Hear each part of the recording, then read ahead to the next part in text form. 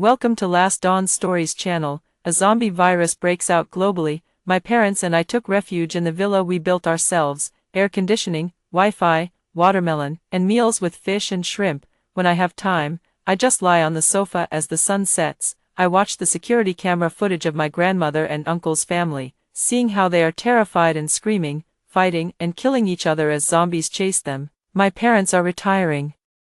They think the city is too noisy and complicated, and they want to return to the countryside to retire and live a simple, rural life with farming, spring water, and a peaceful environment. They used most of their lifetime savings to buy a piece of wasteland, about 300 square meters, nestled by the mountains and next to water. Besides building a house, there is also a large yard for sports, leisure, gardening, raising chickens and ducks, and having a dog. It took a lot of manpower and resources. After 5 years, they finally built their ideal home. However, my grandmother came with my uncle's family to visit. She asked my parents to give the new house to my cousin Bob for his marriage. My parents naturally refused. My grandmother then stood with her hands on her hips and scolded at the village square for 3 days. She scolded my father for being ungrateful and unfilial, so he would only have daughters, and when he died, his nephew would not bury him. That's not all. In order to take our house, it is not clear whether it was her idea or something she discussed with my uncle's family. She actually took advantage of our inattention and, on a dark and windy night, cruelly hit us all with an iron hoe. When I was on the verge of death, I saw several zombies pouncing on my grandmother from behind, tearing at her like crazy. Then it was my turn. I opened my eyes again, when I clearly saw my supervisor's dark face, which was confronting me with all kinds of PUA. I suddenly cried, not crying from being scolded, but from excitement. I was reborn. Moreover, I was reborn back to a month before my grandmother was hoed and before the zombies appeared. Go to hell. Do you know that you are a bald-headed, foul-smelling good-for-nothing? I looked at my supervisor, who was scolding me for not doing the plan correctly, and with a bang, I threw my ID badge from my neck and said, "I'm done." The supervisor stared at me in disbelief. The colleagues in the office also looked at me in shock. "Bye, whoever wants to do it can do it, I'm quitting." I waved at them and walked out of the office stylishly. "Sarah, if you have the guts, leave and don't come back. I'll blacklist you across the whole industry." The supervisor, realizing what had happened, shouted angrily after me, "Say you have the guts again." I replied coldly, "A month later, the zombie attack will happen. Let's see if everyone can survive. Who would still want to do this thankless job?" I ran back home, seeing my parents who are still alive. My throat tightened, and I choked out, "Dad, Mom." My parents saw me, and their expressions were also strangely excited. With red eyes, a flash of inspiration hit my mind, and I asked tentatively, "Mom and Dad, are you also reborn?" "Sarah, you are too." My parents wept uncontrollably. The three of us hugged and cried for a long time. My parents died before me. Although they knew about Grandma's cruelty, they didn't see the terrifying zombies. After I told my parents about the zombie situation, they anxiously asked me what to do. What can be done? Of course, we should stock up and build a safe shelter. We discussed it and decided that we couldn't stay in the city house. We had to go back to the countryside. The villa in the countryside has been almost cleaned up, just some finishing touches left. When he mentioned the countryside villa, the father remembered the tragic death of our family of 3 in his mother's hands in the previous life, and fell silent. He had always known that his mother favored his younger brother and didn't like him, even though he had studied well and left the countryside to work in a state-owned enterprise, which was considered a success in the village. However, his mother still didn't like him, giving him cold looks, and whenever they contacted him, she always made various demands, making him a pushing the brother type of person. He might have been manipulated by his mother for a long time, and although he knew it was unfair, he often secretly gave her money without telling my mom. He never dreamed that his mother would kill our whole family for the house. This blow was really hard for him to bear. "Dad, don't be sad, just think of yourself as born from a stone." I comforted my dad with a heartache. "You still have us, since heaven let our family of 3 be reborn. It wants us to leave the past behind and live well." Dad nodded with tears in his eyes, and the pain on his face eased a little. To build that house, my parents have already spent all their savings. I am also part of the Moonlight tribe, with no money. If we want to build a fortress that can withstand zombies and humans, we must spend a lot of money. None of us remembered the lottery numbers from our previous life, so we can't get rich overnight. In the end, it was still Dad who was smart. He mortgaged the house we currently live in to the bank and raised $3 million. Driving back to the countryside, I saw Uncle David and his son Bob wandering around our villa from a distance. Seeing the father and son, my dad's face darkened again, and his hand on the steering wheel trembled slightly. Dad, take a deep breath, take a deep breath. I was afraid that his excessive excitement would cause heart ischemia and lead to problems. So I hurried to help him calm down. Dad stopped the car, took several deep breaths, and gradually calmed down. At this moment, David and his father came over. Big brother, you're back. David, with a face full of joy, leaned his head into the open car window, looking kind and simple-minded. My dad suppressed his emotions and temporarily did not confront him. After all, before we turn this villa into an indestructible doomsday fortress, we are afraid he might cause damage. Big brother, how much longer will it take to finish this house?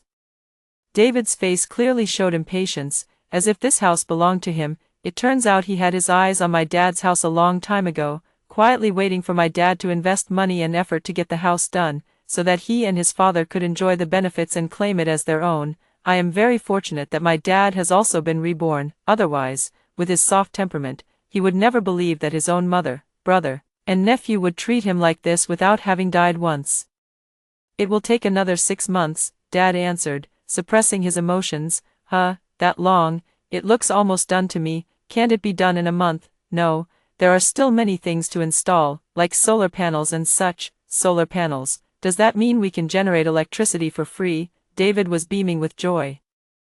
And we all knew what he was plotting in his mind. My dad nodded with mixed emotions, stepped on the gas, and drove the car inside. He was afraid that if he faced that face for even half a second longer, he wouldn't be able to control himself from wanting to hit it. In order to complete various projects as soon as possible, we are offering 3 times the price to get the workers to speed up their work.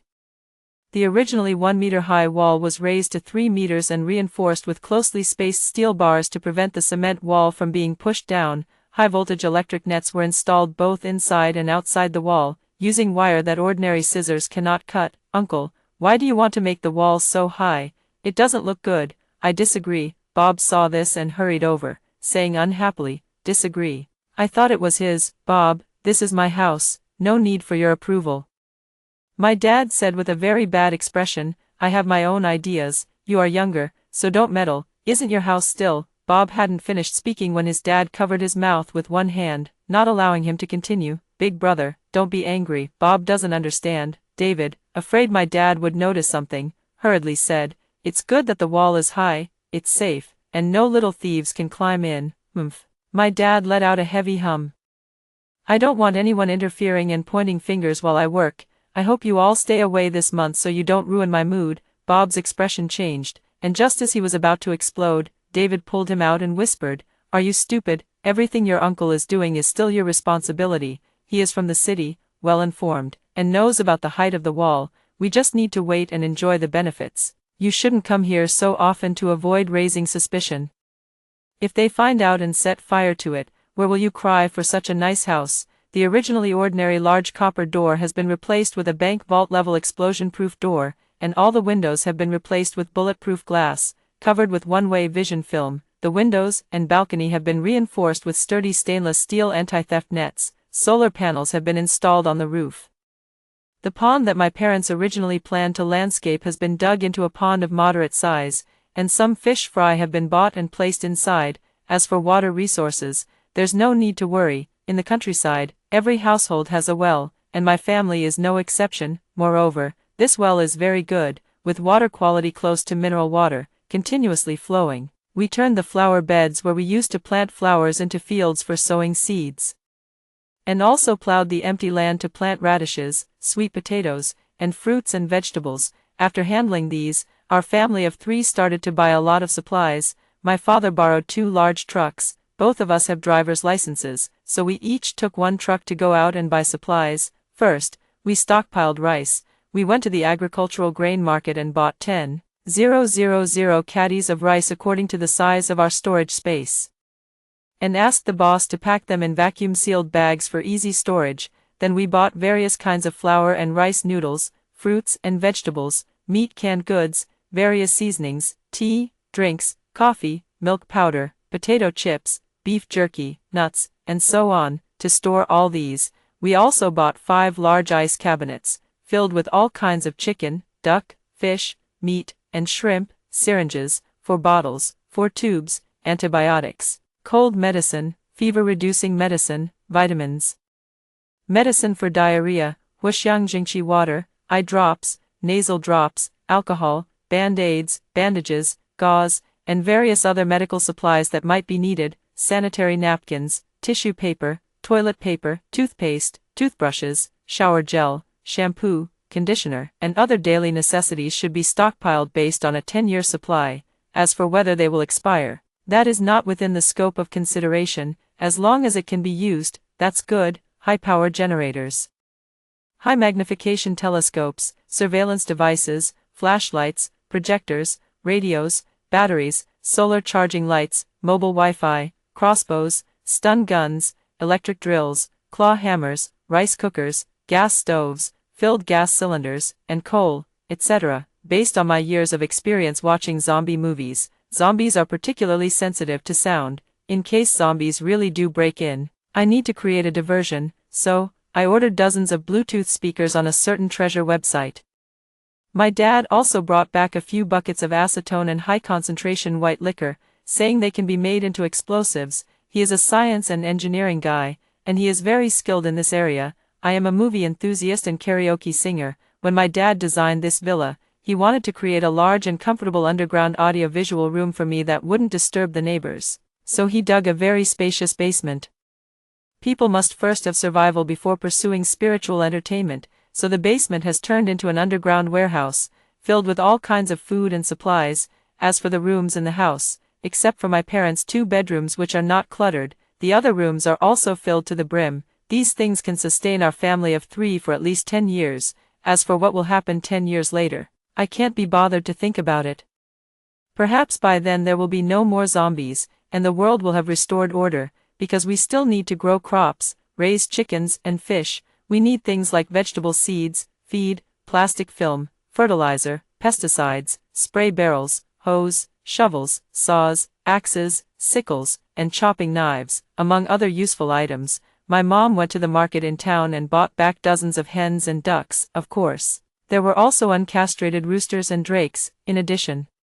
She also brought back a cat and a farm dog. Everything is ready. It has only been a day since our family of 3 was dug up by Grandma in the last life.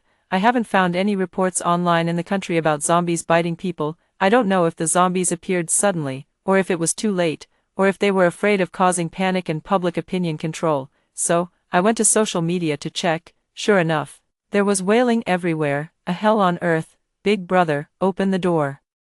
Grandma's dissatisfied voice came from outside the heavy blast door. Dad's expression froze, his body trembled slightly, and his fists were clenched. Mom quickly held his hand. Dad, let's not worry about her. As long as we don't open the door, they can't get in even if they scream their lungs out outside. I also held my father's cold, trembling hand and comforted him. Dad gritted his teeth and nodded. I turned on the TV and connected to the surveillance outside the door. You little brat. Still not opening the door. David, give him a call. Grandma, seeing that the door hadn't been opened for so long, said to David. Hearing the voices from the surveillance, I took Dad's phone and added all their numbers to the blacklist. Mom, I can't get through. I don't know what he's doing. The wall is so high, and the door has no gap at all. People who don't know would think this place is a prison. David nagged. Once I get the house, I still want to tear down this wall and replace this door. It's just too ugly. Bob muttered. I really should have stopped it back then. It's all Dad's fault for insisting on siding with Uncle, letting him turn a good house into this. Aren't we afraid he'll find out we want this house? This month, I don't know what they're doing inside, but the door only opens when cars come and go, then it's closed and locked tight. Do you think they're trying to keep us from finding out? It must be, but what can they guard against? Are they going to stay in there forever? Grandma, you keep shouting. If they don't come out, we'll break the door down. Older brother, didn't you hear me calling? Hurry up and open the door. Grandma shouted loudly, acting like a scolding woman ready to fly into a rage. My father was watching the security camera on the TV, his lips tightly pressed together, saying nothing. Never mind, we'll stop watching and listening, let them do whatever they want. I turned off the television, then put noise-canceling earplugs on my father, took a watermelon out of the fridge. And each of us had a slice to eat. Soon, the sound of something heavy hitting the door came from outside. That's a bank vault level blast-proof door. No matter how hard you hit it, even with a cannon, it wouldn't budge. Suddenly, a piercing scream came from outside the village. I shivered and stood up abruptly. Zombies might have come. According to the previous life, Grandma killed our family of 3 in the dark tonight. Then the zombies came and attacked us violently. It's still daytime now. Could the zombies have come early? Seeing my strong reaction, Dad took off his earplugs and asked, "What's wrong?" "Zombies might have come. I'm going to the rooftop to check." Dad's face changed. "I'm going too." Mom also stood up. "I'm going too." We went up to the rooftop, each with a telescope looking out. Sure enough, an anomaly appeared on the nearby overpass, with vehicles involved in a chain collision, and some even falling off the overpass. Several people were swaying up there. The way they walked with their heads tilted and shoulders slumped didn't look like normal people. Drivers who got out to check the cause of the mysterious traffic jam were instantly attacked and bitten by several zombies. Zombies, they are really zombies.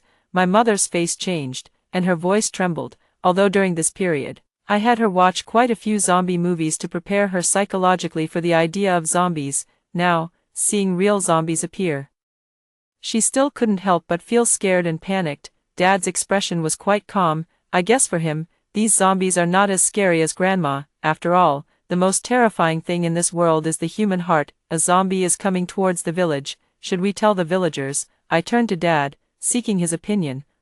I'll get the megaphone. After all, this village is where he grew up, filled with familiar faces. It feels wrong not to inform them in the face of such a disaster. Stop it. I quickly stopped him. Zombies are very sensitive to sound. If you turn on the megaphone, the zombies on the overpass will swarm over. What should we do then? Call the village chief and let him notify others. That's fine too. Dad quickly dialed the village chief's phone, telling him there are zombies and to notify the whole village to prepare against them. The village chief said he was crazy and hung up the phone. Forget it. Since they don't believe, let them see their own fate. Dad said helplessly, "Right now, I just want to protect our family of 3. Dad, you don't need to feel guilty. After watching so many apocalyptic movies, you should know that before disaster strikes, any kind-heartedness can become a sword that harms oneself. It's better to take care of yourself." Dad nodded, a hint of worry flashing in his eyes. "Dad, don't watch anymore. Go to sleep. Mom, you stay with him." I was afraid that my dad couldn't bear to see his fellow villagers being torn apart by zombies, and I was also afraid that he would soften his heart towards Grandma and Uncle, ultimately letting them in. My dad still wanted to hesitate, but my mom forcibly dragged him away. The zombie entered the village and bit anyone it saw. Soon, the number of zombies increased, and 2 of them staggered towards my house. Bob surprisingly reacted first. "Grandma, Dad, that might be a zombie." "Run." "What zombie? Isn't it just rabies?" "Bob, you mustn't get bitten, or you'll catch rabies too." Grandma picked up a hoe next to her, and when she saw the zombie staggering towards her with its blood-red mouth wide open, she struck it down with the hoe. The zombie's head burst open, and it fell to the ground. Then came the second one. Truly, she deserves to be called a heroine, who could bravely use a hoe to strike down her own son, daughter-in-law, and granddaughter in her past life. "Grandma, aren't those Dean and Tom?" Bob leaned in to look at the 2 zombies whose heads had been smashed by Grandma's hoe, and he exclaimed in shock, "Yes, indeed, those who have rabid dog disease are no longer normal people. They will bite everywhere, and everyone must be exterminated." Grandma looked unconcerned. There was no guilt or fear in taking action against oneself. Truly, it is no wonder that he is a born cold-blooded killer. Uncle Leo, 3rd Dad, Wilson, Frank. Have they also gone mad with rabid dog disease? David watched as several zombies staggered down the road, covered in blood, and screamed. Then he saw them tearing apart Fiona and Kathy, who were grazing cattle by the field, into pieces, with brains and intestines spilling everywhere, and he truly realized something was wrong. Zombies. It must be zombies. Uncle and the others must have foreseen the outbreak of the zombie virus, which is why they raised the walls. Bob realized again and shouted, "Uncle, open the door, let us in." "Old master, open the door. Have you read so much that your mind is confused? You don't even care about your mother anymore. Are you going to just watch your mother, your brother, and your nephew be bitten by the zombie patients before you feel at ease?" Grandma shouted with her hoarse voice. Her scolding voice, which was like a street-talking woman, was very powerful and immediately attracted many zombies toward our house, in groups. There were at least 20 or more. No good, Uncle probably won't open the door for us anymore. Run. Bob realized the severity of the situation and said, then turned to run, but it was already too late. The zombies, with their blood-filled mouths, rushed toward them. In a panic, he pushed Grandma into the group of zombies.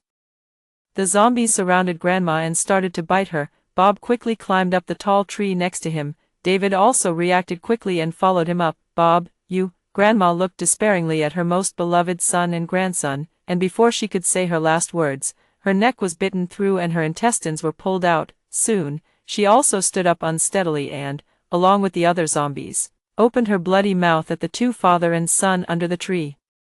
The two father and son were scared out of their wits. Fortunately, zombies can't climb trees.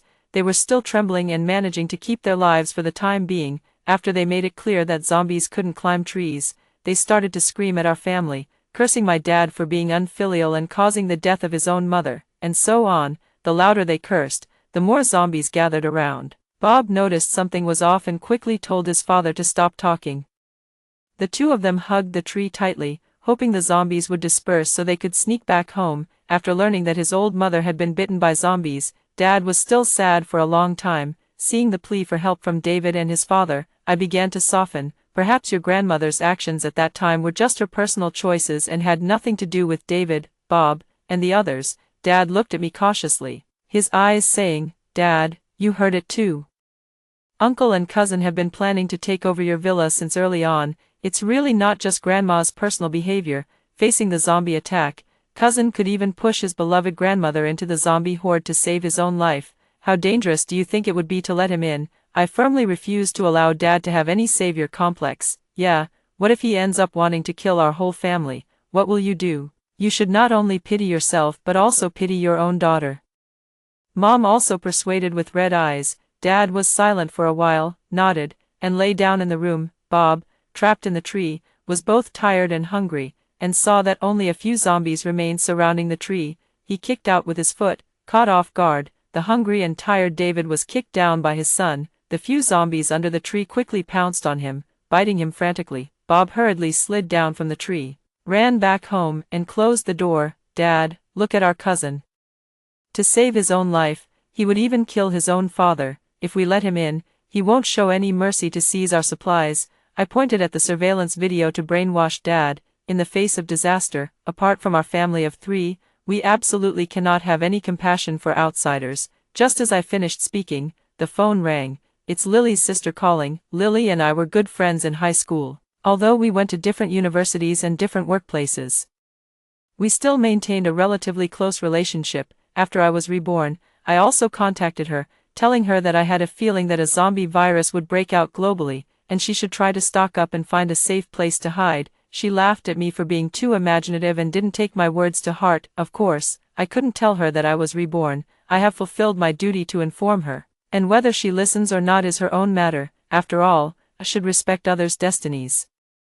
Sarah, I'm with your cousin Tina now. We're coming to find you, and we've already arrived at your village entrance. Now there are zombies everywhere. How did you two get here? I was surprised and puzzled. Tina was my late aunt's daughter. Before she died, she held my hand and asked me to take good care of her. My aunt used to be very good to me. I lived with her during my 3 years of junior and senior high school, and she treated me like her own daughter. Tina is in her 3rd year of high school. After I was reborn, I was busy stockpiling supplies and building a fortress with my parents, and completely forgot about my cousin who was still at school. Now, if Lily can bring my cousin over, that would be a great thing. My mom was also very happy when she heard that my cousin was coming. These 2 days, she has been talking about my cousin, regretting that she had forgotten her and hadn't been able to pick her up from school in time. We fought our way through zombies. So make sure to open the door for us next time. After saying that, Lily hung up the phone. My mother and I hurried to the rooftop and looked towards the village entrance with a telescope. I saw a big truck crashing through the zombies and driving into the village, heading straight for my house. The truck stopped, 4 men holding electric batons walked down from above and killed the few zombies wandering around. I recognized these 4 men. One was Lily's father, one was her brother, and the other 2 were relatively unfamiliar. Then, I saw my cousin Tina and my best friend Lily also get out of the car. Next, a large group of people jumped down, holding various weapons, men and women of all ages, almost 15 of them. Some were Lily's family that I recognized, while others were strangers. Tina's hands were still bound behind her back, being pushed along by Lily. My heart sank. Sarah, why is Lily tying up Tina? She even brought so many people.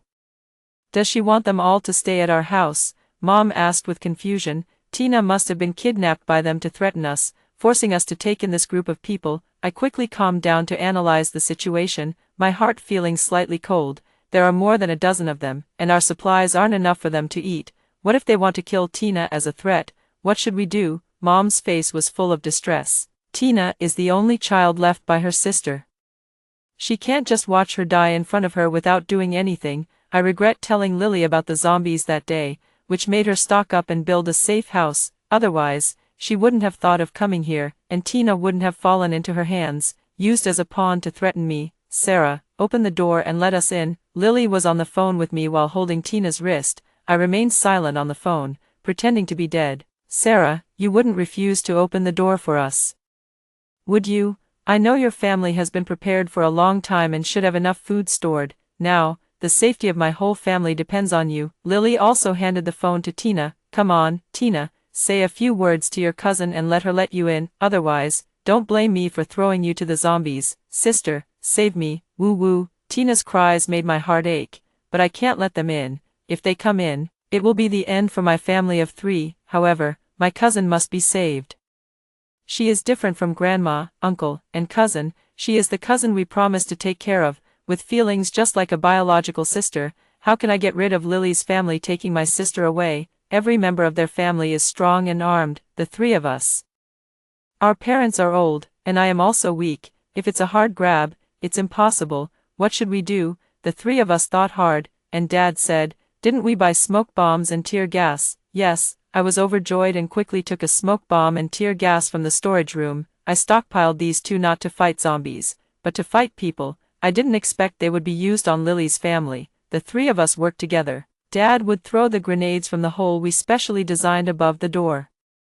Mom was responsible for opening and closing the door, and I was responsible for rescuing people in the smoke and tear gas. If we couldn't rescue anyone within a minute, we would quickly retreat. Lily, I'm going to open the door. I put on a gas mask and signaled Mom to open the door. As soon as they heard we were going to open the door, they got excited and crowded together, preparing to rush in. Bang bang. Dad quickly threw a smoke bomb and a tear gas bomb. I rushed out of the door, wanting to pull Tina in, but I didn't expect that she was still tightly held by Lily. I bit my teeth, drew the spare dagger, and quickly cut off the hand that was holding Tina. Tina was freed and pulled into the house by me. Mom quickly closed the door. Dad also quickly sealed the small hole where the bomb was thrown. Auntie, uncle, sister. After I untied the ropes, Tina cried and ran into my mom's arms. It's okay, be good. My mother cried while touching her head. Sarah, you bitch. From outside came Lily's desperate shouting. How could you do this to me? Lily, if you had come normally with Tina, instead of bringing a bunch of people, I would have treated you like this. Through the door, I said angrily, they are all my relatives. What if I brought them to escape? Your family must have a lot of supplies. Help us. What's wrong with that? You cut my hand. I will never forgive you. Haha. I also warned you to stock up on supplies. You didn't listen to me. Now who should I blame? As for my family's supplies, it's only enough for my family. We don't even take care of my grandmother, uncle, and cousin. How could we take care of all these strangers you brought? Stop talking. We're breaking the door. An angry voice from outside was Lily's father. They have electric batons, axes, hose, and various tools for smashing. Oh, I advise you to save your energy. This is a bank vault level blast door. Even explosives can't blow it open. Save your strength to deal with the zombies and find another safe place to hide. The door can't be blown open, right? Then let's blow up the wall, another voice said fiercely. Fortunately, I brought explosives from the engineering team. My heart sank with a thud. Although we reinforced the wall with steel bars, it might still not withstand the explosives from the engineering team. My father's face darkened, and he quickly took out his homemade explosives, climbed back up to the opening, lit it, and threw it into the strong wind outside. Bang! The earth-shattering explosion sounded like a magnitude 5 earthquake, making my ears feel like they were going deaf. Damn! Various curses came from outside. I saw Dad still gritting his teeth, lighting the explosives in his hand again, and throwing them at Lily and her group. Another earth-shattering explosion occurred. the more than 10 people brought by Lily were either dead or injured. The zombies within a few kilometers around heard the noise and swarmed over. "Sarah, you are ruthless, I won't let you go even as a ghost." Lily was outside cursing at the top of her lungs, and then she was bitten in the throat by a zombie, turning into a zombie herself and continuously banging on our door. We no longer cared about the changes outside, anyway, relying purely on the strength of the zombies cannot get in. What we fear are people. People have brains, and when faced with difficulties, they can always think of ways to overcome them. For example, just now, if our house's wall were blown up by the construction team's explosives, then our so-called sturdy wall would have a breach. Fortunately, Dad is decisive and has made the explosives well. Mom took Tina inside to take a shower. After she finished showering, she came out and asked, "Is there any trauma medicine at home? My arm is injured." "How serious?" Mom nervously rolled up Tina's sleeves. There was a bloody scratch on her arm. I frowned and asked, "Was it Lily who scratched you?" Tina shook her head, a hint of fear on her face. "It seems like it was a zombie that scratched me." "Was it a zombie scratch?" I jumped up from the sofa and screamed. "It was a zombie scratch. It shouldn't be poisonous, right?" Mom asked with concern. "Usually, when we get scratched by cats or dogs, we have to get rabies shots. This indicates that a zombie's nails might also carry the zombie virus, because the virus is relatively mild. And the scratch is on the arm. The virus hasn't yet gone through the bloodstream to the brain, so Tina still looks normal now. She hasn't turned into a corpse yet, right, Aunt?" "Sister, I don't want to die. Please don't kill me." Seeing my dad grab a dagger with a serious expression, Tina was so scared that she thudded to her knees in front of my mom, hugging her legs and crying for mercy. My mom looked heartbroken and conflicted. I thought for a moment, "Tina, we can't be sure whether you will be infected with the zombie virus, but to protect ourselves, we still need to take some measures. Of course, we won't kill you. After all, you are my dearest sister. You should hope that you won't harm us, right? Well, even if I become a zombie, I don't want to bite you." Tina nodded while crying. "Once you become a zombie, you lose your humanity and have no ability to distinguish. You just bite anyone you see." "Tina, to prevent any accidents, we must first lock you up, and after a few days, if you haven't turned into a zombie, we will let you out. What do you think?" I discussed and asked her. "If she is unwilling, then for self-preservation, we must take forceful measures." "Where will you lock me up?" "The basement." "I will be scared," Tina asked, trembling. "Just lock you in my room. We will feed you every day." Initially, we were afraid that the zombies would break through the wall defense, so we also reinforced every door with steel grills. After Tina was locked in, we could watch her situation through the iron grill. Tina did not object and automatically entered my room. I told her there was a projector, books, and various snacks inside. "Sister, you're so kind to me, but I'm living in your house." "Where will you live?" Tina asked. "Moved. I will live with my parents. You can be safe inside." "Sister, if I really turn into a zombie, you should just shoot me. Don't let me hurt you," Tina said, with tears in her eyes. Her kindness and maturity made me even more heartbroken. I really hope she can stay safe and stay here with us until the end of the apocalypse. Things didn't go as planned. The next day, Tina still got infected with the zombie virus and changed. Her originally bright eyes began to take on a terrifying red color, and her black pupils turned white. "Auntie, uncle, sister, I can't make it." Tina still had her last bit of sanity, crying to us, "I still let you down." Mom broke down in tears. I couldn't stop my tears either. "I know you won't be able to kill me, and I don't want to become an ugly zombie. I want to die now. I don't want to contaminate your room and make you uncomfortable. Sister, give me a hammer. Let me go out and take care of myself." Tina cried to me, "Hurry, while I'm still clear-minded." Poor Tina. Mom is crying uncontrollably beside me. My tears can't stop either, but I know, this is not the time for sentimental feelings. A decision must be made. Dad remains calm. He took out a hammer and opened the iron door that was keeping Tina locked in. "Uncle, aunt, sister, take care." Tina took the hammer, crying as she said goodbye to us, and as she walked out of that heavy door, she casually smashed 3 zombies wandering at the doorstep. I don't know if she got addicted to smashing zombies. She didn't end it right away, but instead, like a madwoman, continued to look for zombies to smash. I hurried to the rooftop to observe her with binoculars. Another problem was found. The zombies would not attack her, as if she was one of them, but she could attack the zombies. She walked through the village, smashing zombies, killing all the zombies wandering around our village, then went to the overpass. continuing to smash them until she disappeared from my view in the telescope. 1 week later. There was Tina's voice at the door. "Auntie, sister, I'm back." I quickly checked the monitor to see her. She was the same as when she left, holding that hammer in her hand, and she wasn't dirty or covered in blood, but instead wearing a clean white dress. Her jet black long hair was blowing in the wind. She had a bit of a warrior woman's demeanor. "Tina, you're not dead." Mom threw herself in front of the monitor, crying and asking, "Auntie, I'm not dead, I'm fine, and I haven't turned into a zombie." Tina brought her face close to the monitor, blinking. Her eyes were still blood red, but the pupils had turned black, unlike before when they were scattered. "I think I'm half human and half zombie. Zombies won't hurt me, and my mind can prevent me from hurting people," Tina said through tears. "From now on, I can protect you all." After hearing the first story above, what are your thoughts? Feel free to share your opinions in the comments section. Next, let's continue to see another similar story.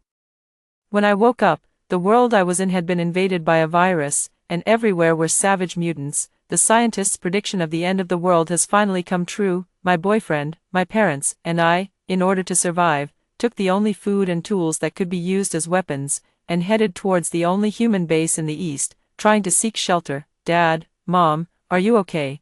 Can you keep going?" I stopped and turned back to look at my father, who was wiping sweat from his hand.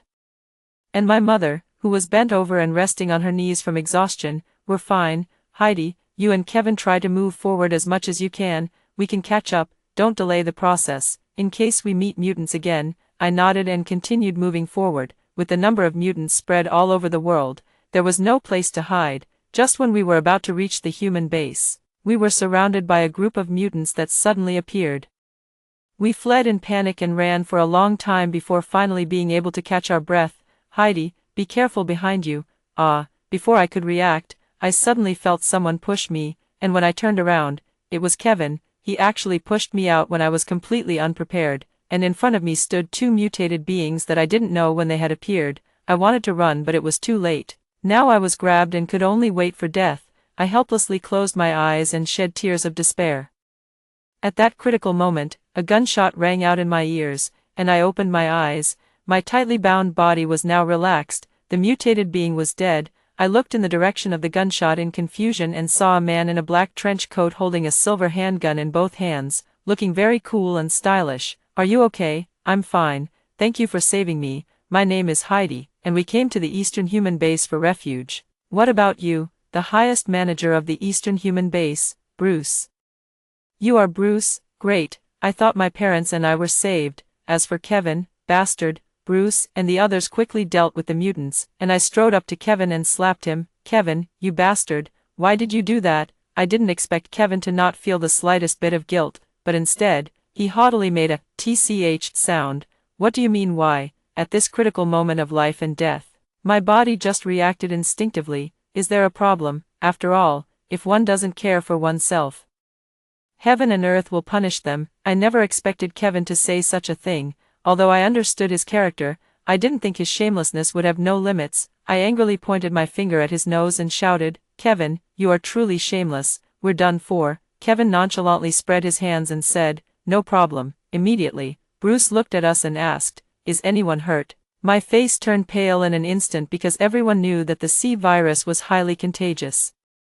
And my parents had indeed been injured. If they found out that my parents were injured and infected, they would definitely not be accepted, and my parents would only face a dead end. "No, I can't do this." Just as I was hesitating, a familiar voice suddenly echoed in my ears. "Here, Heidi's parents are injured and infected." "Kevin, that bastard." I clenched my fists and glared at him fiercely. "Kevin, are you even human? My parents were injured just to protect you, and they are only slightly hurt." Kevin dismissed my words with a look of indifference, as if to say, "I don't care." However, since I have already been discovered, arguing with Kevin seems meaningless, and instead, people might think I want to secretly bring my parents into the base, putting them in danger. The most important thing now is to find a way to ensure my parents' safety. Perhaps Bruce has already seen my anxiety. Before I could say anything, he directly gave me a reassuring look. He then took the initiative to check my parents' injuries. "I've checked, it's just minor injuries. Once we return to the base, there is a high chance of recovery." Hearing Bruce's words, the huge stone in my heart finally settled, and I looked at Bruce with gratitude. "Wait, Bruce, right, the executive of the Eastern Human Base. Is this how you take responsibility for your people? Kevin's words were clearly meant to sow discord. Bruce had already brought a team out. And if Kevin succeeded in sowing discord, Bruce's position would be precarious. Kevin, stop talking nonsense. My parents have minor injuries and infections, and as long as they receive timely treatment, they can still live. Do you really want their lives now? Heidi, your parents have already been infected. If they follow us back to the base, it means risking the lives of everyone in the base, betting on the possibility of your parents being cured. They are not our relatives, so why should we risk our lives for this gamble? Therefore, they cannot come back to the base and should stay outside to face their fate. Kevin, you bastard. Ungrateful and selfish. I was really blind to have chosen such a jerk like you. We were arguing fiercely, and at that moment, Bruce spoke up. Shut up, I'm taking the person back for treatment, and if there's a problem, I'll take full responsibility. After saying that, Bruce took the lead and walked ahead, and we all followed behind. Kevin also followed, but he looked very dissatisfied with this outcome, glaring fiercely at Bruce's back, his hands clenched into fists, slightly trembling. I even suspect that if he didn't need something from Bruce right now, he would have jumped up to directly beat him up. Looking at the gap between the two, he would mostly be the one at a disadvantage. After returning to the base, Bruce urgently arranged treatment for my parents, while Kevin continued to spread rumors around the base. Hey, brother, do you know Bruce? Hey, are you joking? How could our leader not know him? Don't you know? No, what I mean is, do you know what Bruce did before he brought us back this time? What do you mean? That woman who has been getting close to Bruce recently, you must have seen her. She used to be my girlfriend. She climbed onto Bruce to save her infected parents. Bruce, knowing that bringing infected people back to the base means something for you all, still disregarded my advice and insisted on bringing her back. Doesn't that put the lives of our brothers behind? Ah, is that true? Of course. I couldn't listen any longer. Kevin has been doing this for so long that he probably believes it himself. To isolate me and shake Bruce's position, this dog truly spares no effort. Of course it's false. By the way, all the brothers and sisters present, come and listen to me talk about whether what Kevin said recently is true or false. Additionally, I want to tell everyone something. After I finished speaking, more and more people gathered around, all waiting for my gossip. While Kevin's face grew darker, as black as coal, everyone, my parents were infected, and it is a fact that they were saved by Bruce. However, I met Bruce because I was almost killed at that time, and it was Bruce who saved me. The injuries to my parents were because they saved Kevin, this ungrateful wolf. My being saved was entirely due to Kevin's decision to push me out as a scapegoat in the face of danger. Moreover, my parents were isolated as soon as they returned to the base, and they have long since recovered. I hope what I said can be taken to heart, and everyone should be more wary of this little man Kevin to avoid being schemed against without even knowing it. Heidi, well done. Let's wait and see. That day, Kevin's threat didn't bother me at all, but I remained alert and cautious around him. It has been a while since I arrived at the base, and I learned that the supplies here are scarce and everyone needs to work to obtain resources, so basically, every few days, a team is arranged to go out and search for supplies. That night, I was watching the stars on the empty rooftop of the base when I heard a slow,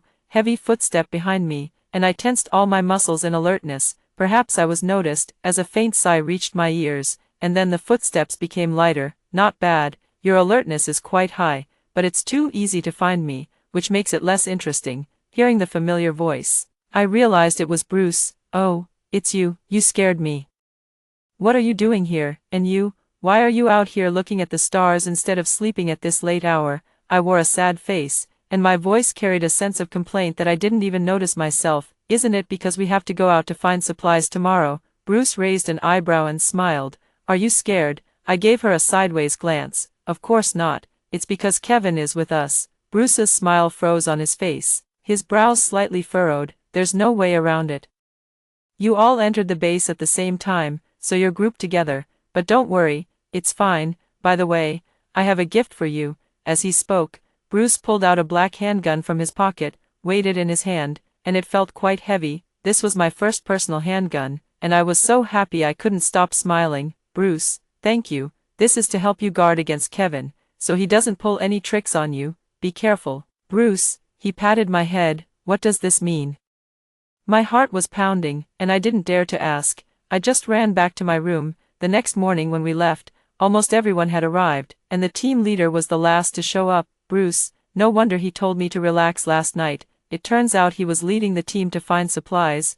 What does this really mean? It's really unsettling. During the search for supplies, we encountered ambushes from mutated beings several times, and after several rounds of fighting, everyone was basically covered in dirt and dust. After a long wait, when we finally got the supplies, the guns and ammunition in everyone's hands were already running low. I can only silently pray that we encounter fewer mutants on the way back. When we reached the next resting point, I was drinking water and accidentally overheard Kevin talking. I quietly turned my head to look, and it turned out he was discussing something with two other people.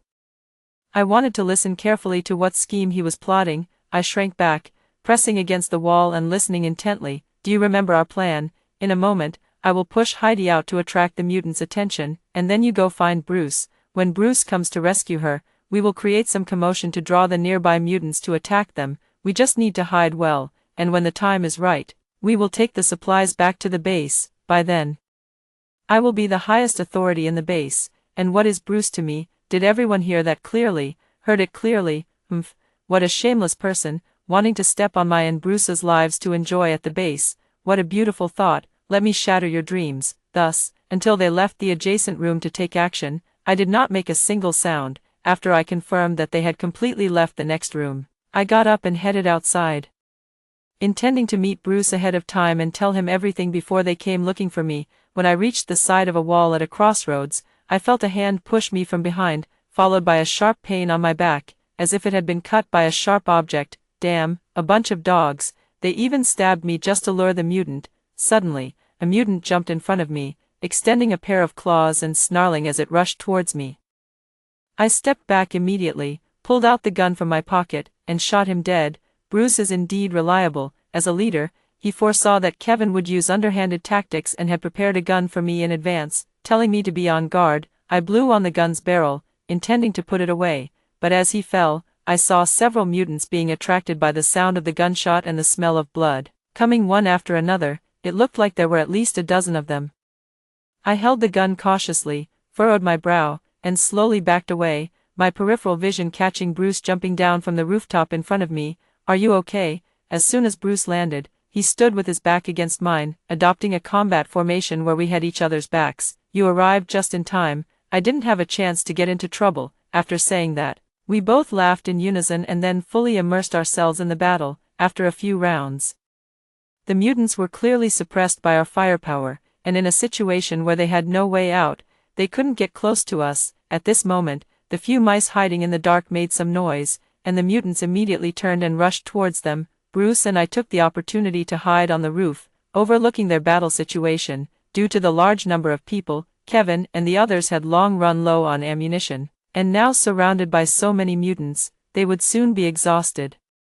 The mutants no longer cautiously feared them. They surged forward in a swarm and instantly devoured Kevin and the others. The screams instantly echoed through the sky. Bruce looked at me with concern, and I smiled easily. What's wrong? Afraid I'll be sad? You're overthinking it. How could I be upset over a jerk? Let's go. As I said this, I got up and walked ahead, while Bruce silently followed behind me. Soon we joined the other members of the team. Hey, Captain, why are a few people missing? The first thing they said when they saw us was to ask about Kevin's whereabouts, which surprised me.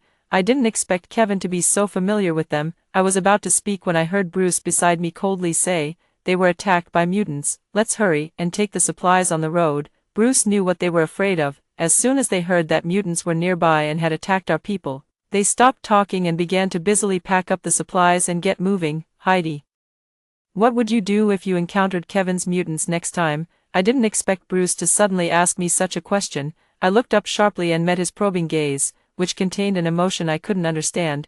I looked at him in confusion and tentatively asked, Bruce, what do you mean by that? Bruce fell silent. To avoid delaying our return to the base, we temporarily did not continue this topic. After returning to the base, as night fell, I took a bottle of beer and went up to the rooftop, enjoying the sparkling starry sky while drinking. In fact, when I saw Kevin being overwhelmed by mutants, I felt a slight heaviness in my heart, but it disappeared in just an instant. Perhaps that moment can be seen as a tribute to my lost youth. After all, I am very clear that people like Kevin are selfish, insidious, and treacherous.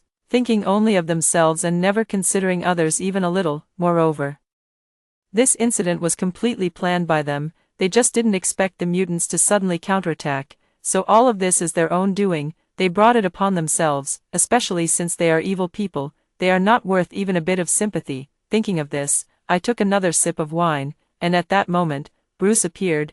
Heidi, are you feeling sad for Kevin right now? Bruce's words left me very confused. What does it mean that I am feeling sad for Kevin right now? Then what do I look like right now? Saying this, I leaned closer to Bruce, but he tilted his head and avoided my approach. You smell like alcohol, it's disgusting, and you still ask me what you look like, hiding on the rooftop, drinking yourself to death, with red eyes. Clearly you've been crying, haven't you? I'm really at a loss for words. No, Bruce, did you misunderstand something? I just had a beer to relax, enjoy the beautiful night view for a while, and as for my eyes, that's just the effect of the alcohol. You keep thinking nonsense all day long. As soon as I finished speaking, I felt Bruce's face, illuminated by the moonlight, clearly flush with embarrassment. I thought, I don't know why, but looking at Bruce's innocent little face, I couldn't help but tease him. I slowly leaned closer to him, extended a finger, and gently lifted his chin, looking like I was in control of the situation. What do you think? What do you mean? Wow, Bruce really was shy. Just as I was about to get close to his fair face instantly turned as red as a steamed shrimp. At that moment, my somewhat confused mind was also refreshed by the cool breeze blowing in. I suddenly withdrew my hand and instinctively took a step back, but I didn't notice that there was nothing behind me. If I had stepped down firmly, I would have definitely fallen backward, and whether I would be dead or foolish would be uncertain. Be careful, just like the first time we met. Bruce grabbed my hand at the most critical moment, saving me once again. After I steadied myself, I tried to pull my hand back from Bruce's grip, only to find that he had no intention of letting go. My face also started to blush slightly. Bruce, can you let go of my hand? Oh, I'm sorry, I was just caught up in the moment. Why are you so nervous? I didn't say anything. I should be the one thanking you for saving me again.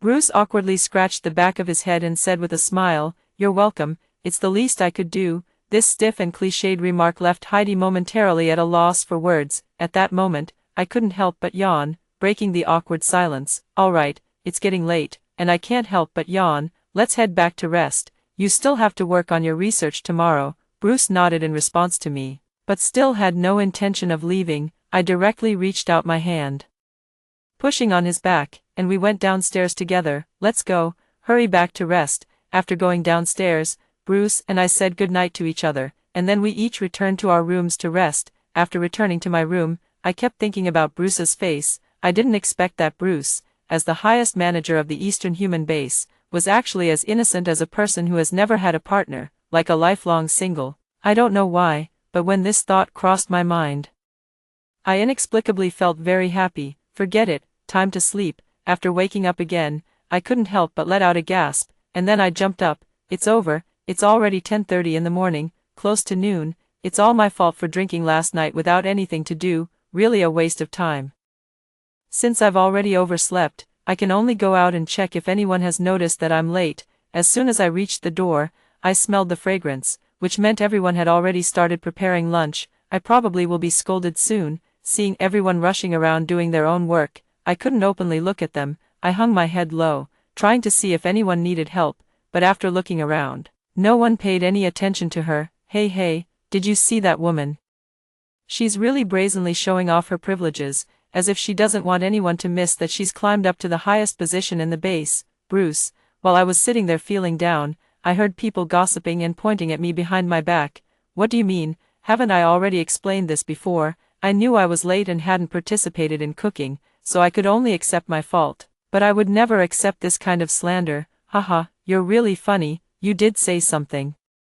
But have you ever seen a criminal prove their innocence just by talking? You can't just convince people with a few words. Besides, you've been showing off your privileges more than once. Everyone has seen it, right? Saying that, the woman in front of me, afraid of making the situation worse, directly shouted loudly for others to join in. Exactly, in this base, who else can be like you? Getting up so late and still managing to arrive just in time. We've already finished our meal.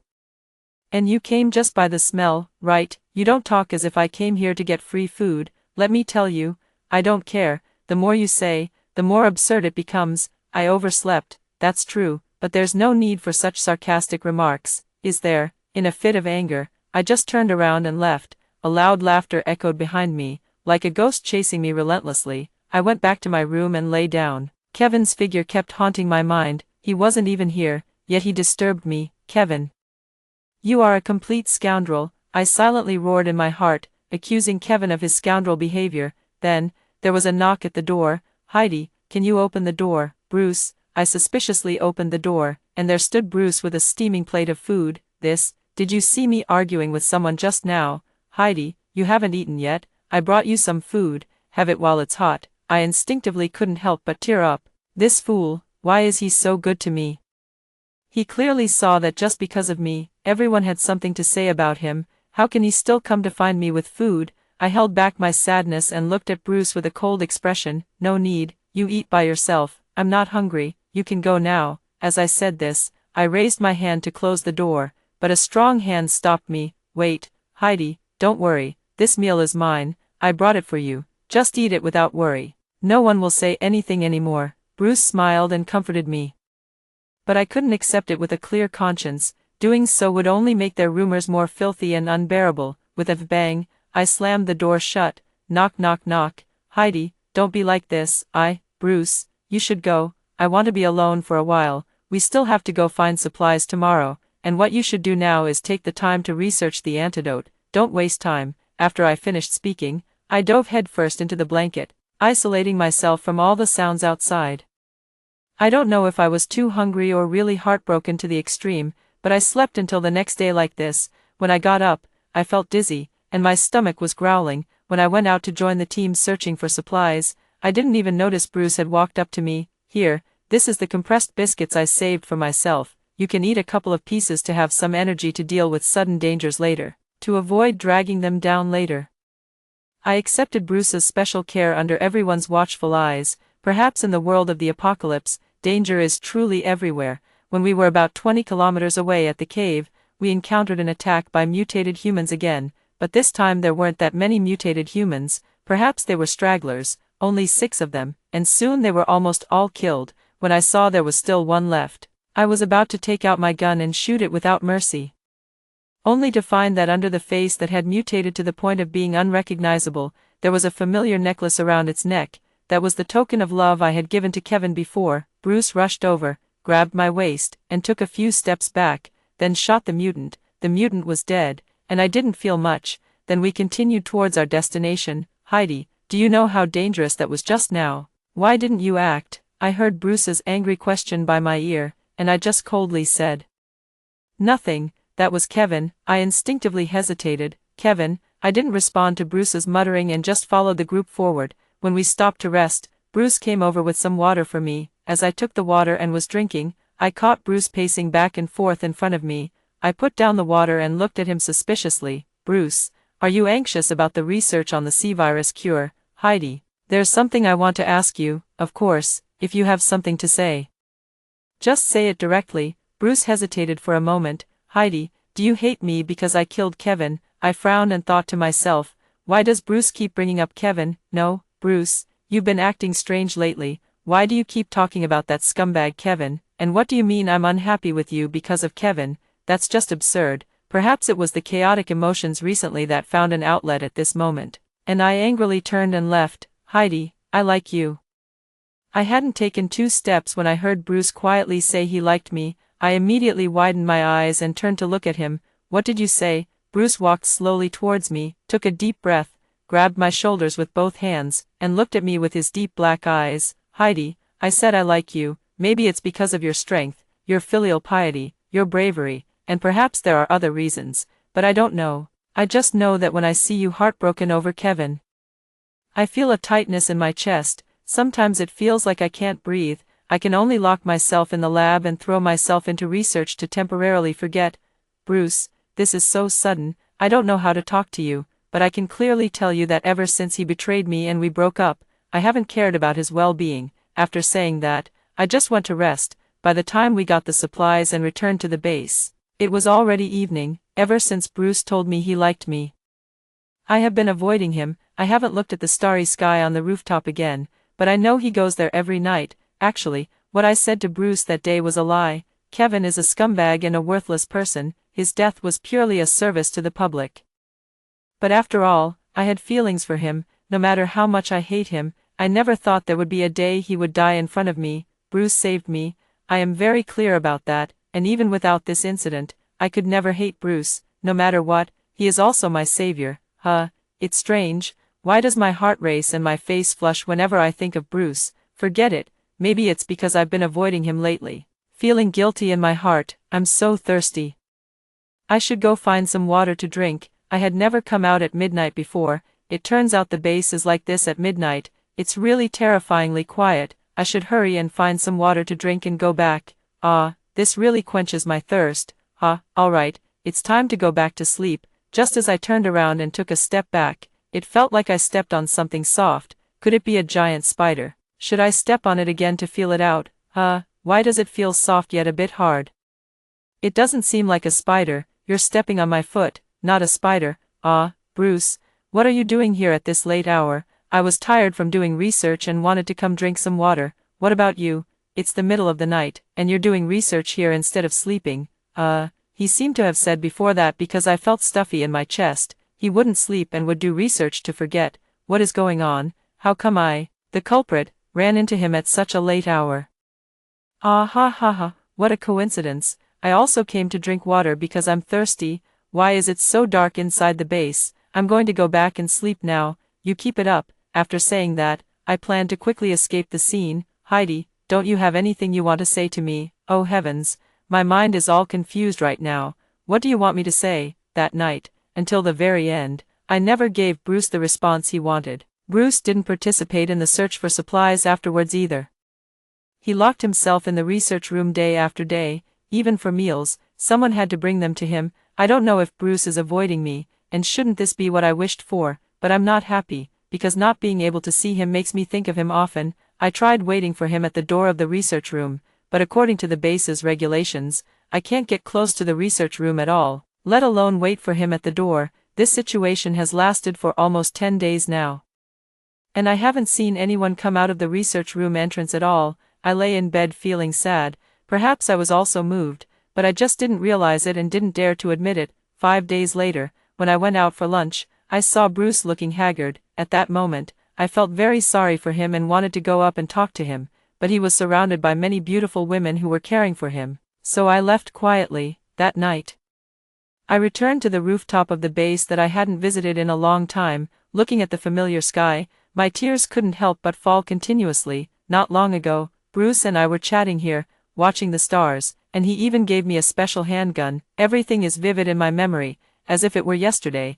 It's all my fault for not recognizing my own feelings and for hurting such a good person like Bruce. While I was crying sadly, a white handkerchief appeared in front of me. Wipe your tears. Thank you. How did you get up here? Bruce adjusted his pants, squatted down, and then sat beside me. I saw you today, but when you saw me, you left. When I heard Bruce's words, I knew I was misunderstood, so I quickly shook my head. No, it's not like that.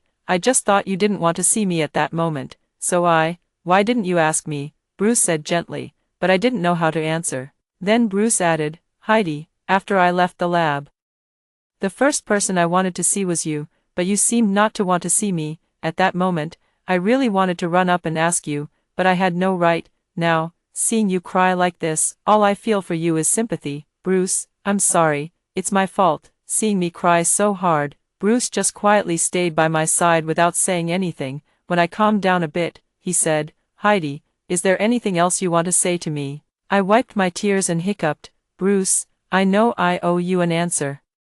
But can you wait for me a little longer? Bruce reached out and gently ruffled my head, not asking me for the reason. Okay, I'll wait for you. By the way, Bruce, you've been in the lab for so many days, and you only came out today. Have you made any further progress? Yes, but we still need to conduct drug trials before we can get the most accurate results. I saw Bruce with a worried expression, and my heart tightened. I used my 2 thumbs to smooth out the wrinkles on his forehead. Stop frowning so much, you look like an old man.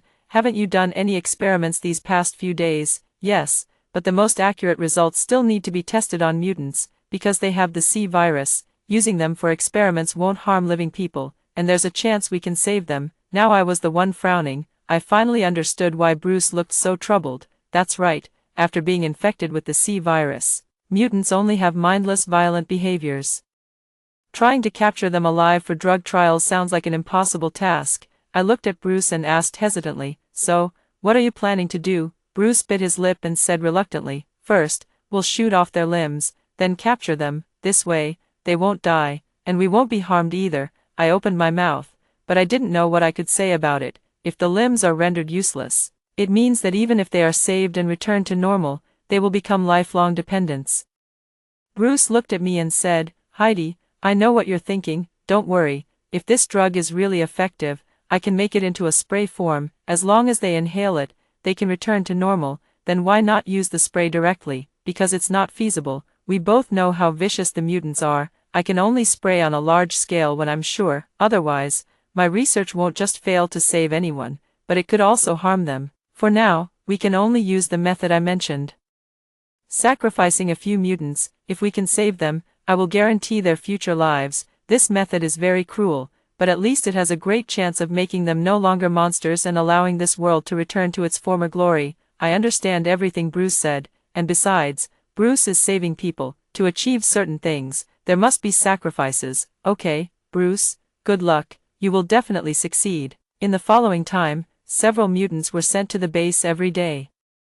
When they were sent in and out, there were indeed changes, which indicated that Bruce's drug was effective, but the only downside is that they all didn't survive, and this cruel result went against Bruce's original intention. After each experiment, I would spend some time on the rooftop with Bruce.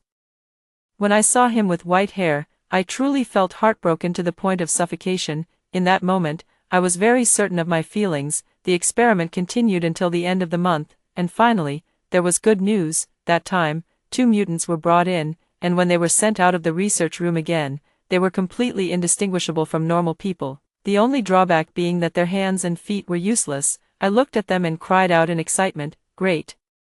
Bruce succeeded." When Bruce came out, I rushed forward and hugged him. "Bruce, you did it." "Yeah, Bruce, let's be together." "Yeah." Bruce and I held each other tightly. We were together. After that, Bruce sent people out every day with the medicine, spraying it directly on any mutants they encountered. In order to restrain the violent behavior of the mutants, Bruce added a sedative component to the medicine, which saved people and protected those in the base. Finally, through their relentless efforts, the mutants returned to normal, and the C virus was completely eradicated. Bruce and I stood embraced on the rooftop of the base, watching the sunset in the distance. This disaster has finally come to an end. In this disaster, I saw the true nature of humanity, but I also met Bruce, which can be considered a good outcome. Next, we need to restore the buildings and infrastructure damaged by the disaster. I believe that with Bruce around, all difficulties will be easily resolved.